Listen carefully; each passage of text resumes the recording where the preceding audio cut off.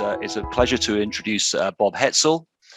Bob, like Scott, received his PhD from the University of Chicago and did his thesis work under Milton Friedman.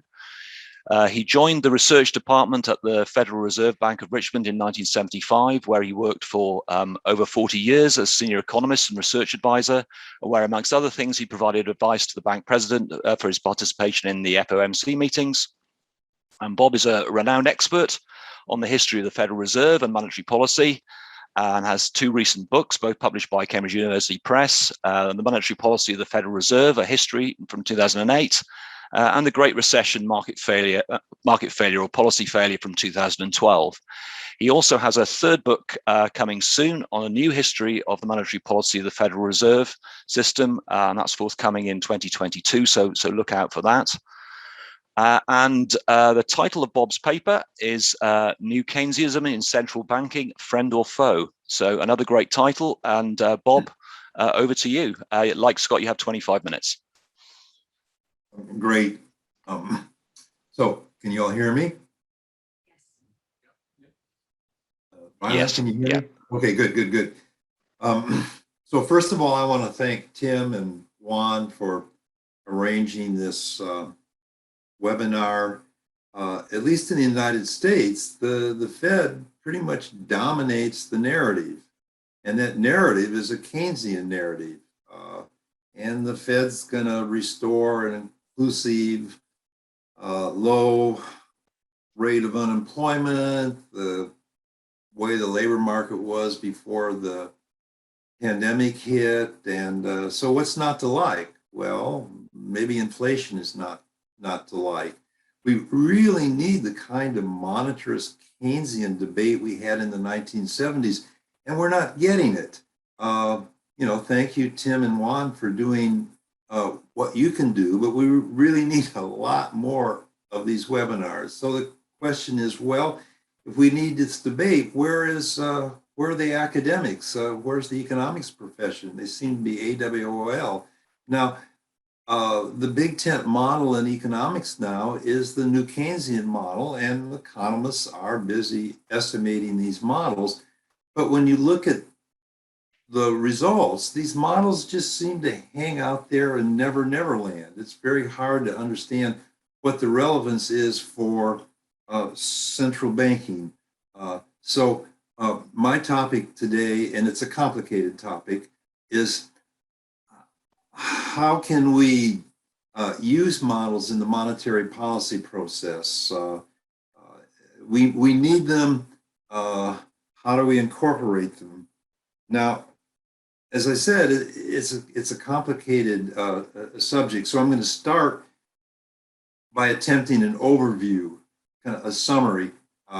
It'll be, I hope, a view of the woods, and then we'll jump into the trees. Okay. The current situation is really discouraging.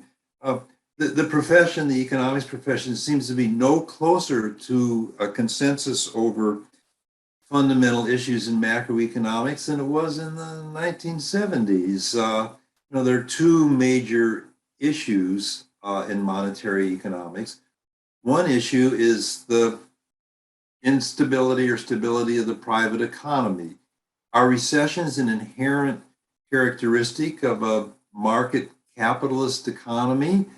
Does the price system work poorly to keep employment at the full employment level, and the central bank needs to intervene to maintain full employment?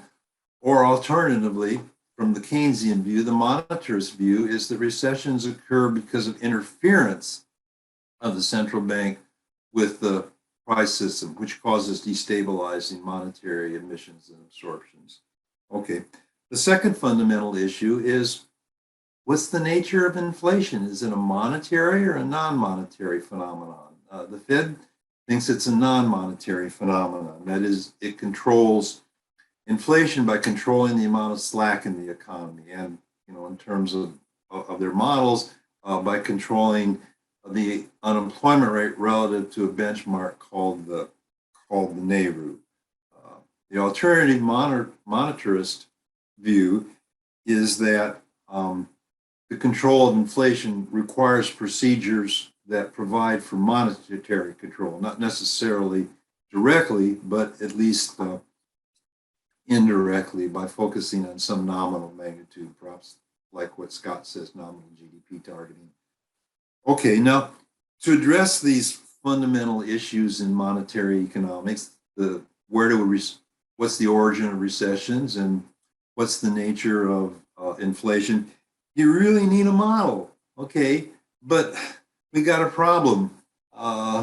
The big tent models used now, the new Keynesian models, they're all based on rational expectations, and there's a reason for that. That's because rational expectations allow solving these models with forward-looking agents. But there's a problem. With rational expectations, all the agents in the model, including the central bank, understand the structure of the economy. So if the central bank understands the structure of the economy, why would it ever set off a recession? It just doesn't make any sense. So estimation of these models don't allow us to deal with theories of inflation which attribute real instability to monetary instability. And if the central banks are never the reason for instability, well, why even talk about money? It's irrelevant. And if you don't talk about money, well, then you don't have to deal with the empirical generalizations offered by Milton Friedman, which center on the behavior of money. Okay, and another issue, as long as I'm belly aching, is that the estimation of new Keynesian models are done in a way that they can never reject the model.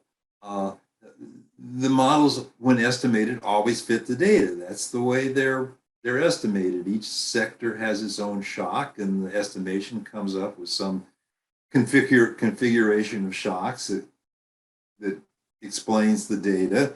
But then, how do you run horse races among these models and go to the policymaker and say, hey, this is the winner, this is the model you ought to use. I mean, unfortunately, we have as many models now as we have economists, maybe more, okay? So the approach I use in my books is to go back to the methodology of Friedman and Schwartz. In their methodology, they identify periods of real instability, and they look whether monetary instability was a factor in those episodes in such a way that the monetary instability arose independently of the real instability. It fell down from the sky. Okay, now with instability in money demand, and as Scott mentioned, instability in the money multiplier based on a monetary base, the benchmark I use, the quantity theory or monetarist benchmark for identifying monetary instability, is whether the central bank is following a rule that provides for a stable nominal anchor, and within that framework gives the price system an unfettered ability to determine real variables. Lets the price system work. Okay, so that's the forest. Let's jump into the trees, or I guess if you're, maybe you want to say weeds. Okay, so why is there a lack of consensus over the optimal monetary standard? It seems like it's a paradox. The Fed's been around since 1913. We have this enormous accumulation of monetary experience and, I would say, experiments, and yet that accumulation of experience is not transferring into an accumulation of knowledge about how central banks ought to behave. What is the optimal monetary standard? What is the monetary rule? And also the new Keynesian models, the big tent model, the sophistication is becoming ever more complicated. So why can't they give us a better understanding of the monetarist Keynesian debate in the 1970s and where we ought to come out on fundamental issues? Now, the problem is for us is that you can't dispense with these models. Models structure the debate among economists, and they also guide us to the issue of identification. In the macroeconomy, everything's correlated with everything else, and you need a model to disentangle causation from correlation. And we all know the basic problem. The policymaker responds to the behavior of the economy, and the behavior of the economy responds to the behavior of the policymaker. So the correlations we get in the data are this reduced form between the behavior of the policymaker and the agents in the economy. Okay, now, so just pure estimation in and of itself, whether it's full information, maximum likelihood estimation, or whatever, that doesn't solve the identification issue. Simply to say, hey, I'm estimating this model, and the model is the source of identification. It's sort of like a can opener explanation of we just assume identification, then go ahead and estimate the model. Okay, so obviously we'd be a lot better off if we were in the physical sciences and we could run controlled experiments. But we can't run controlled experiments, obviously. But there's a second best alternative, which we're not using much anymore, which is to identify the evolution of monetary policy over time and use that evolution as our semi-controlled experiments that useful for identifying the direction of causation. Okay, unfortunately, these semi-controlled experiments that the Fed gives us, they're not well defined. The Fed doesn't say, hey, this is going to be a clear break with policy. I'm changing the rule. Let's see how it works. You have to do a lot of work to dig that out. And economists, aren't doing that work. They got to get out of publication in a top 5 journal if they want to get tenure. And, you don't have time to become a historian in addition to becoming an econometrician. Okay, but this is an extraordinary period. Chair Powell and the FOMC is giving us a real monetary experiment, and he outlined it in his August 2020 Jackson Hole speech. Now, to understand the nature of the experiment and why it's so radical compared to the Volcker-Greenspan era, you have to understand how the Fed deals with its 2 objectives of stable prices and maximum employment. The monetary standard changes in the way that the Fed gives content to this goal of maximum employment. The Keynesian case is when it treats maximum employment as an independent target in its own right. So you have 2 independent targets. You have price stability, and then you have a target for the unemployment rate. And when you're in that world, you're just, by the force of things, you're in a Phillips curve world. You need some way of forecasting the joint behavior of inflation and unemployment. So you naturally assume a structural Phillips curve. And in addition to that, the Fed's taken us back to the 1970s when the Fed was concerned about the inner city and riots, and felt a responsibility to deliver a low rate of unemployment, and then use the Phillips curve to try to balance off these objectives of low inflation and low unemployment.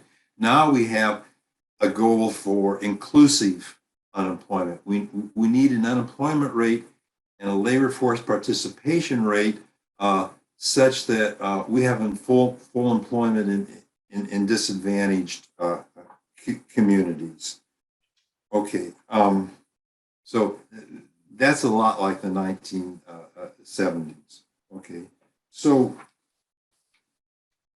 if we're going to learn from this experiment, we need to make forecasts of how it's going to work, but we need counterfactuals that offer other forecasts so that when we get the results, the Fed can't just, if we get high inflation, the Fed just can't rationalize it as cost push inflation as it did in the 1970s.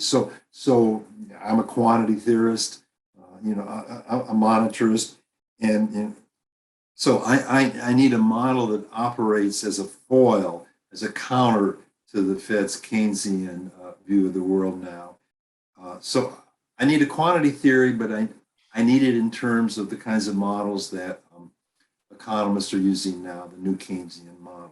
So the model I use is the good friend King version of the new Keynesian model, which they exposited in the 1997 IIMR Annual. So in this model, price stability is the optimal policy. The reason it's optimal is because the friction in the model is price stickiness. And if you have price stability, well, then price stickiness isn't relevant. The central bank implements a policy of price stability.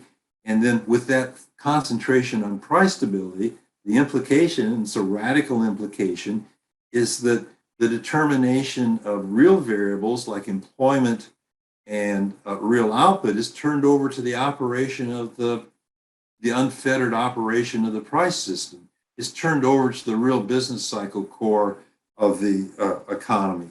And I call that monetary regime one of classical economy, because the price level is determined independently of the behavior of real variables. Blanchard and Galli term it the divine coincidence. That is, this version of the NK model advanced by Goodfriend and King provides price stability and a zero output gap. That's the divine coincidence. Now, it's just sort of a brief digression. Central banks don't literally target the price level. Maybe they should, but they don't. And the way to think about translating this model into practice is to use the Aoki version of the new Keynesian model. Aoki was a student of Michael Woodford. And so he divides the firms into two sectors, a sticky price sector and a flexible price sector. And the Fed's responsibility is to maintain price stability in the sticky price sector, so that all the firms in that sector coordinate when they set prices for multiple periods. They coordinate on the FOMC's inflation target. And then when they set prices according to that credible rule, then the Fed is free to move the funds rate in a way that tracks the natural rate of interest churned out by the real business cycle core of the economy. And by causing the real interest rate to track the natural rate of interest, then it follows that the real sector is determining employment and output. And that's as Scott mentioned, that's one of the fundamental monetarist core beliefs, that the price system is stable. Let it run and don't interfere with its operation and set off destabilizing monetary absorptions and emissions. Okay.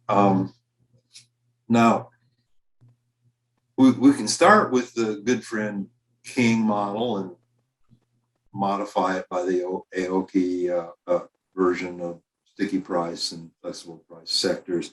But still, and this is where I think academics has so much trouble, because they haven't worked in central banks. A model is an abstraction, and it only takes us so far. As I said, it's key to identifying the multiple correlations within the economy and allowing us to think about sorting out correlation from causation. But the models that we have and probably will have in the long run don't give us what the policymaker needs in terms of knowing what the natural value of variables are. They don't tell us the natural rate of interest. They don't tell us the natural rate of unemployment. Now, that's not a problem for the econometricians. They just assume a Taylor rule and do their estimation. But the problem with that is that central banks don't use the Taylor rule, and they don't use it because they don't know the output gap. Maybe long after the fact, they can fit a trend line and estimate an output gap, but they don't have it in real time. So if we're going to use a model to provide a coherent narrative about monetary history, we need to understand that central banks devise their rules pragmatically, and that's what gives us our semi-controlled experiments. Now, with the Fed, since William McChesney Martin and the abandonment of real bills views that existed before World War II, all of the Fed policies are based on lean against the wind.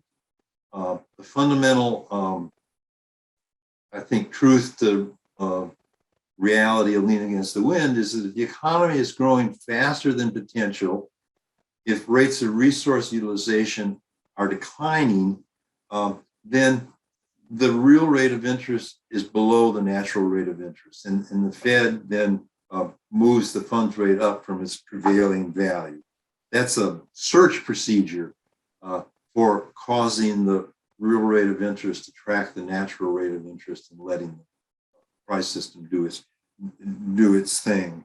Now, the problem the Fed is faced with in implementing lean against the wind, I call it law, is that in a recovery, you really want the economy to be growing faster than potential because you want to reduce rates of resource utilization. And the semi-controlled experiments the Fed has given us that the Fed treats this, the Fed implements law and recoveries in two different ways. One way I call law with trade-offs, and that's what characterizes the 1970s when the Fed had independent targets for low unemployment and low inflation. With law with trade-offs, the Fed kind of looks out the window and decides what's the most important of these two targets, whether it's low unemployment or low inflation, and then introduces cyclical inertia into the economy accordingly. So when a recovery takes off, the Fed wants to lower the unemployment rate, is very concerned about not aborting the recovery, then it introduces cyclical inertia into the funds rate. It's slow to raise the funds rate, but then eventually it gets high money growth from that, which produces inflation. Then the Fed goes to the other side of go stop and moves the funds rate up significantly, but is slow to lower it as the economy weakens because it doesn't want to tell financial markets that high inflation is the norm and you should raise your inflationary expectations. So, Milton Friedman, in his famous critique of long and variable lags, said that the stabilizing character of go stop monetary policy came from the way it introduced first relatively high pro-cyclical money growth and then relatively low pro-cyclical money growth. Now, the key character of the Volcker-Greenspan era, which moved us away from this policy of law with trade-offs, I call law with credibility. in a way that was disciplined by the bond market vigilantes, the Fed had to get rid of this cyclical inertia in interest rates that was producing this pro-cyclical movement in the money stock. And in a way disciplined by the bond market vigilantes, what that meant is raising the funds rate relatively early in the economy, and especially with Greenspan, raising it significantly when labor markets began to overheat, and using that as a proxy for what's happening to the output gap. So preemption became the key variable here. And what that required was that the Fed abandon any attempt to use Phillips curve trade-offs. That just didn't kind of work anymore if you're going to move to a policy of price stability and having preemptive increases in the funds rate to prevent the emergence of inflation. That's what's that's what's making the current period so interesting, because Powell in his 2020 Jackson Hole conference speech, a key part of that was to renounce the preemption of the Volcker-Greenspan era and not abandon an expansionary monetary policy until you actually saw in inflation. And so the issue then is, well, can we trust the Fed's kind of use of a structural Phillips curve, a flat Phillips curve, and then you stimulate the economy and reduce slack until you get to the point where you begin to see inflation, and then you're on the upward sloping part of the Phillips curve, and then you can back off, and to get to your long run 2% inflation target, you just move up the amount of slack in the economy a little bit. The famous soft landing strategy the Fed tried in 1970. Can we exercise that kind of control, or does the Friedman long and variable lag phenomenon come back to bite us in the derriere? So we got this great experiment. We need to learn from it, but the moral is that we need to get out our models with competing forecasts of what's going to happen to inflation. I've just given you my favorite one. If we don't do that, yeah, maybe everything will work out just fine. Yeah, that's great. But if it doesn't, and if we get inflation, if inflation is a monetary phenomenon, then if we don't have these competing forecasts about the implication of monetary policy, the Fed's just going to say, oh yeah, cost push shocks, and we got to accommodate them, otherwise we'll cause a socially undesirable rise in unemployment. We're back in the 1970s. Okay, so my wife likes to talk about Hetzel's theory of relativity. That is, time passes faster when I'm talking than when somebody else is talking. And I honestly think I run through my 25 minutes. And so I do have some comments on current policy, but maybe we can come back to those in the Q&A. And sorry about the rant, but I think, like Tim and Juan, I get pretty excited about what's going on.